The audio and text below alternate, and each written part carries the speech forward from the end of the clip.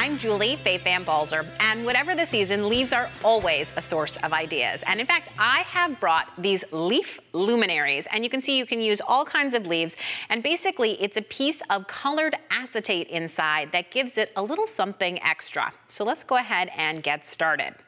So the first thing I'm going to do is on my electronic cutter, I'm going to go ahead and pull up my cut file for the actual basic luminary. So it just looks like a bunch of squares.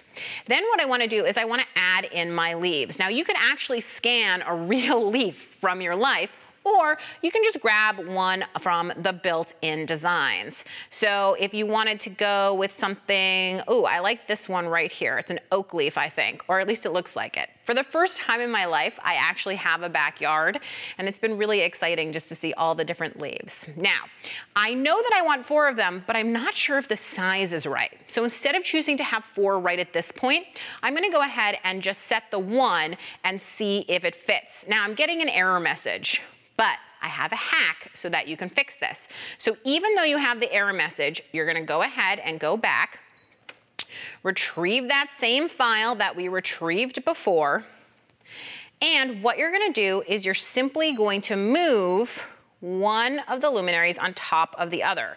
Now, when you go ahead and add your pattern, and I wanted to show you that because this is something that happens to me all the time. So now it's very easy for me to go ahead and set that. You can see the leaf right there. So I can move the second luminary back in place, and I can grab this leaf, and I'm trying to see if it fits properly in here. It's a little bit big, so I'm glad I waited. So I'm gonna go into the built-in editing functions, and I'm just gonna make it a little bit smaller. And once it looks like it's the right size to fit right inside here, then I'm gonna go ahead and I'm gonna add my 4. So 2, 3, 4. There they are. And I can just place them on each side. Now, just because one of them is facing up doesn't mean they all have to face up. You can certainly rotate them. So like that one's facing down. It's totally up to you. You could even put it at an angle. It is the nice thing about making your own decor like these luminaries is that you can absolutely decide what you want.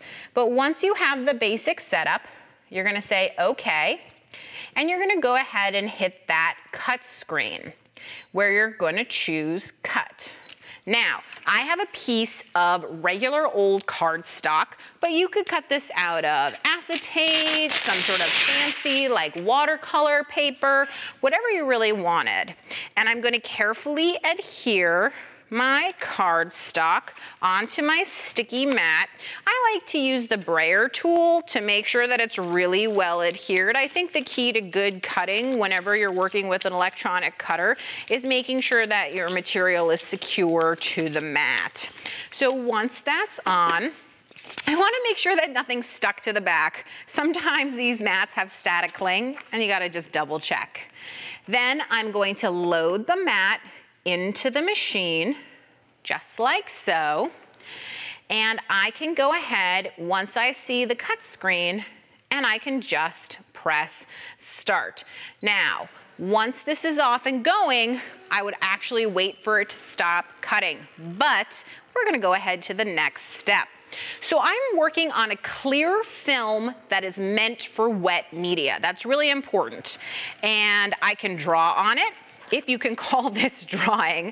I'm actually using a China marker or a grease pencil. It goes by lots of names, but you can use lots of other stuff, and you can draw patterns, or you can do random shapes, whatever you want.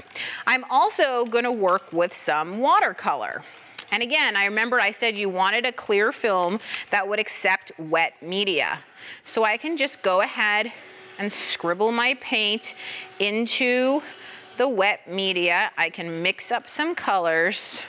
I can just have a lot of fun. You could also use acrylic paint. You can mix acrylic and watercolor. I mean, when they say mixed media art, I say, let's mix it up. You could use crayons, colored pencils. The idea is you just want to get color. Now, the reason that I'm really using watercolor instead of acrylic is because acrylic tends to be opaque, and I want that translucent quality. So I'm just continuing to mix up my colors. Again, you can make patterns or not. You get to choose how dense. Now you'll notice I'm working on 2 pieces at the same time. I could have easily only brought 1 piece of plastic with me to play with, so why am I working on 2? I think sometimes what happens when you work on 1 piece is you get very attached to it, and you want to keep this loose and easy and not get attached to feeling like it has to be a certain way, because I think this really looks best when the marks are random. And if you don't like these sort of loose strokes, you can get quite detailed doing little patterns like this. You can see right there, so that you can actually get some very nice clear marks. And remember, this is watercolor on top of acetate.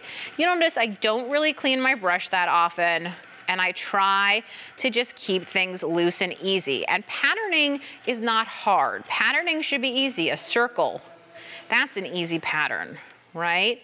And if it's wet and it runs, that's awesome, because this is never gonna be a big full sheet. It's always gonna be a little piece. So I'm just gonna continue around decorating and decorating. And once I finish decorating the sheets, what I end up getting is some beautiful, colorful sheets of acetate that look like this. And you can see how dense these are. Now, I'm gonna pull these up in a second because I wanna be able to show you the difference. But before I do, I wanna tell you that this one has acrylic paint and this one does not, okay? So hopefully you're gonna be able to see the difference when I hold them up.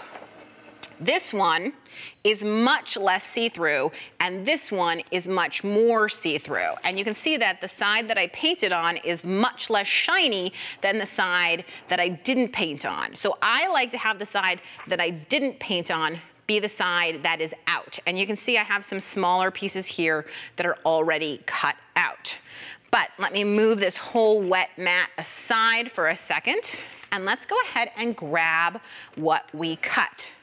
So I have 1 shape and I have my 2nd shape. And don't worry, this basic cut file will be available for you on the Make It Artsy website.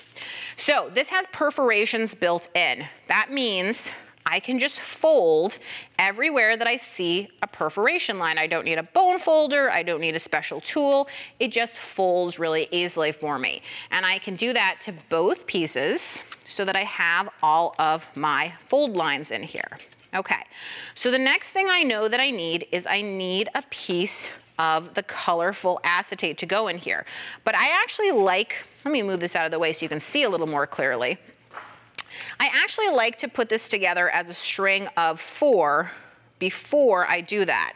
So I'm gonna go ahead and take some adhesive and just run it right along this ridge. Then I'm going to adhere it by basically placing this on top here. And the reason I'm doing that instead of doing it in a straight line is because this needs to be a box that folds. So I need to make sure that it's adhered in a way that it can fold and create that kind of seam.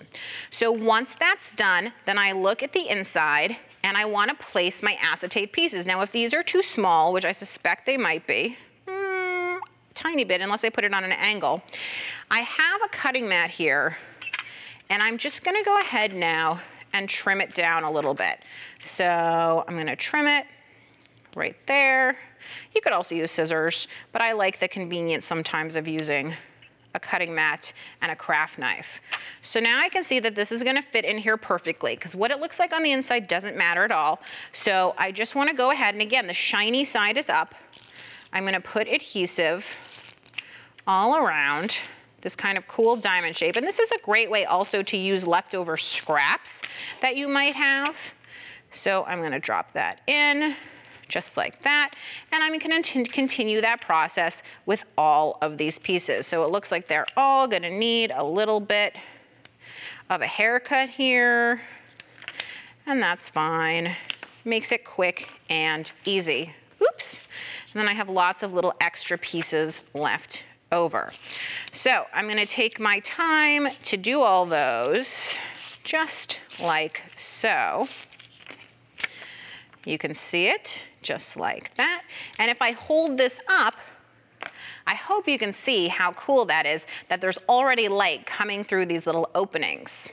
So once I finish putting all the pieces in, then what I'm gonna do is I'm gonna take some adhesive, run it right down here.